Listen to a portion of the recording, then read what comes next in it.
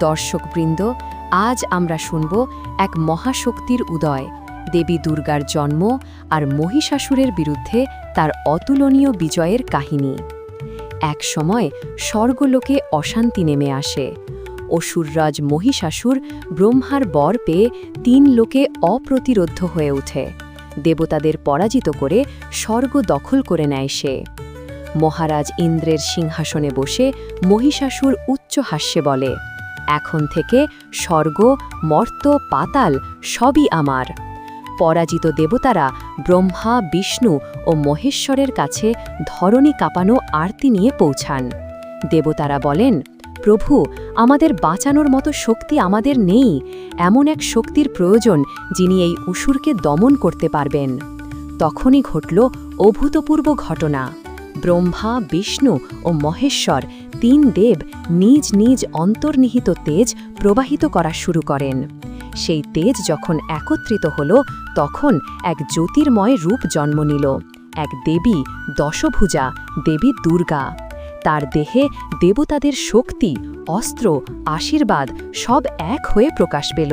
শিব দিলেন ত্রিশূল, বিষ্ণু দিলেন চক্র, ইন্দ্র দিলেন বজ্র, বরুণ দিলেন শঙ্খ, অগ্নি দিলেন শক্তিশালী শিখা। কৈলাস থেকে এলো সিংহ, দেবীর বাহন। দেবী সেই সিংহে আরোহণ করলেন। চোখে জ্বলে উঠল অগ্নিশিখার মতো উজ্জ্বলতা। পৃথিবী, মর্ত, স্বর্গ কেঁপে উঠল তার দর্শনে।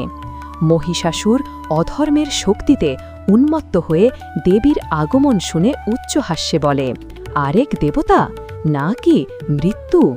দেবী দৃপ্ত কণ্ঠে বলেন, অসুর, অধর্মের শেষ সময় এসেছে, প্রস্তুত হও ন্যায়ের শাস্তির জন্য।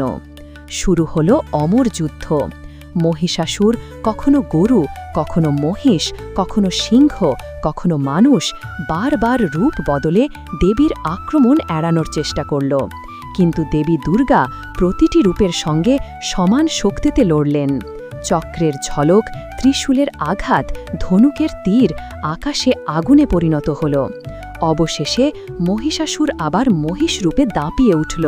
মাটি কাঁপল, পর্বত ভেঙে পড়তে লাগল। ঠিক সেই মুহূর্তে দেবী তার পায়ের তলে চেপে ধরলেন অসুরকে। দেবী ত্রিশূল তুলে বললেন, অধর্মের অবসান আজ এখানেই। একই আঘাতে ধ্বংস হল মহিষাসুর। আকাশে দেবতাদের জয়ধ্বনি, জয় মা দুর্গা, জয় মহাশক্তি। বিশ্বে ফিরে এলো শান্তি, ন্যায় ও ধর্ম। এভাবেই জন্ম নিয়েছিলেন দেবী দুর্গা, ধর্ম রক্ষার জন্য, অন্যায় ধ্বংসের জন্য আর শান্তির প্রতিষ্ঠার জন্য। আজও দুর্গাপূজায় আমরা সেই শক্তিকে আহ্বান করি, যে শক্তি অন্ধকারকে দূর করে আলো ফেরায়। জয় দুর্গা, জয় মহামায়া।